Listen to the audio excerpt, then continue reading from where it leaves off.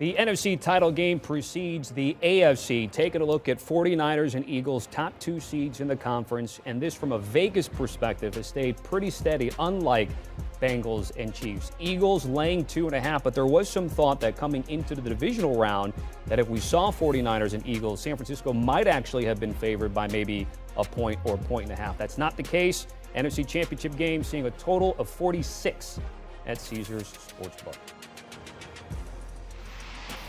All right, let's tackle this game. Tommy Tran, Brady Quinn, and Pete Prisco. So we get the top two teams in the conference. And before we get to your selections, guys, what were your big takeaways in terms of finally getting to this matchup? Because whether it was going to be Eagles versus Cowboys or Eagles versus Niners, this is kind of what you wanted to see at the top. Yeah, look, you've got the hottest team right now in the NFC in the San Francisco 49ers, and you've got the best team, if you look at their body of work, the Philadelphia Eagles, probably one of the most talented right next to San Francisco. So whether you're talking about roster construction or the season as a whole and how these two teams got here, these are the two best in my opinion. So I'm glad to see them squaring off. Pete, I think it's going to be a tight game. I think it's going to be a close matchup between the two. I know each team's probably got some concerns as they're going into this, but it should be one heck of a matchup. It's a little old school when you look at the way the league is going with all the quarterbacks and wide open and everything else. You have two teams that ideally their offense is predicated on running the football, and you have two defensive lines that get after it in a big way. This is going to be a violent, nasty, hitch-in-the-mouth game, and I can't wait for it. You know me, I love quarterback play, I love passing, but I also like the nasty, old-time football back in the day. That's what this is going to be. You have the physical Eagles offensive line, which can knock the snot out of you because they're great across tackle from tackle. They're the best in the league against that 49ers defense that flies to the football. And they play like they have 12 men on the field. So you better block the 12th man because he's always around. No matter what, he finds a way to make a tackle, and they hit you and they put you on the ground. And on the other side, the Eagles had 70 sacks. I know. That's going to be 70. 70. And 4 guys had double digits. Think about that. 4. They can come at you in waves, and they will get after the quarterback, and that means Brock Purdy could be in for a long afternoon. I thought there was 2 questions going into last week's round of games. The one was Brock Purdy, how he'd handle that.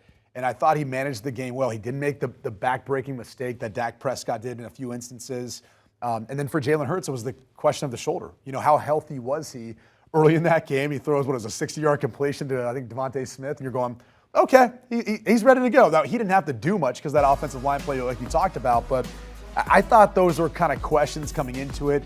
And I think they calmed everyone down a little bit if you were concerned about the health of Hurts or at least Brock Purdy and how he'd handle that playoffs. Yeah, I think we got to slow it a little bit on Purdy. He was a little unsettled early in the game. That's fine, but he didn't make the mistake. He didn't make the mistake. I'll give you that. Here's the thing I'll say is, I thought for the most part, the ground game, and it wasn't a great game plan either by Kyle Shanahan versus the Cowboys, and give Dan Quinn and their staff and their players credit, but I thought they stopped the run for the most part, and I thought they did really try to until the second half, yeah. Wait, until the second half, well, when it was a little more out of hand, but at that point, you have to say, like, they didn't really allow them to gain momentum. They didn't allow them to break off too big of a play, too big of a run, and so they kind of got things going there in the second half. So I think they'll be different this time around, though. By the way, his big play to Kittle, that was an illegal formation. He was ineligible. They got away with it. That's not true. Well, he's not off the line. The end guy's not off the line. Use check 100%. No, he wasn't. Then the tackle is. Then the right tackle is. They're lined the exact same. Then the left and right tackle were. Because the way the offensive line the left tackle was up, the right tackle was back. That is the dumbest point that people have made. I watched it 5 different ways, and he was. I've watched it every way. You watch it every week. He was ineligible. If people are going to start saying that, then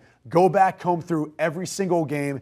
Every single time you see players lined up. I agree. Blade of grass is all. I agree. But he wasn't. He was ineligible. That's not true.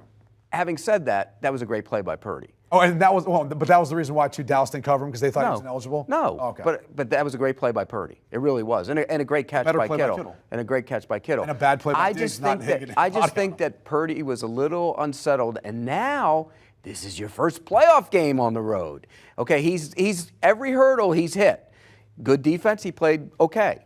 Now you're on the road against a pass rush that gets after the quarterback, and I think that could be a problem for Brock Purdy.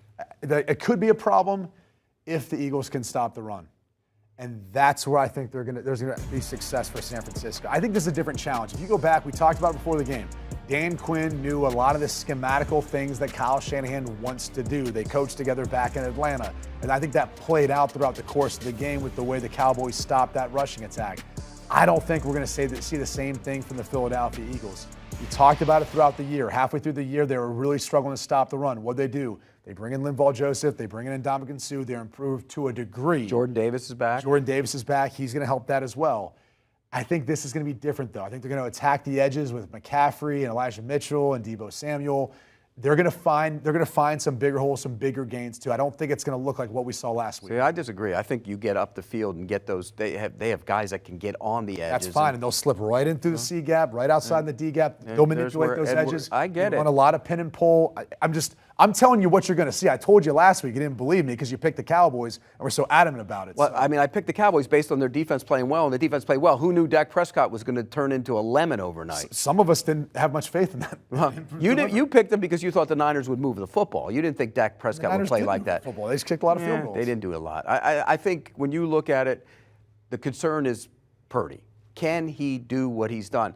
Because at some point, don't you have to go, you are what you are?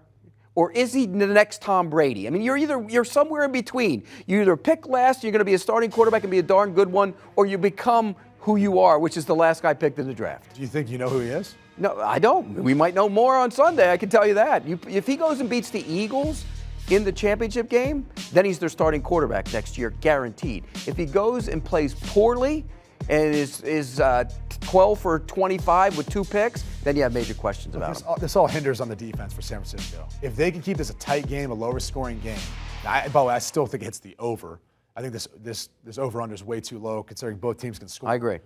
But if the San Francisco 49ers defense can keep this a lower scoring game like we saw last week, I think the 49ers will be able to run the football. They'll be able to hang around in this one regardless and not put too much on Purdy's plate. All right. If you couldn't guess already, he's on Philly. He's on San Francisco. Both of you guys like the over. Guys, certainly appreciate it. Our thanks to Pete Prisco and Brady Quinn.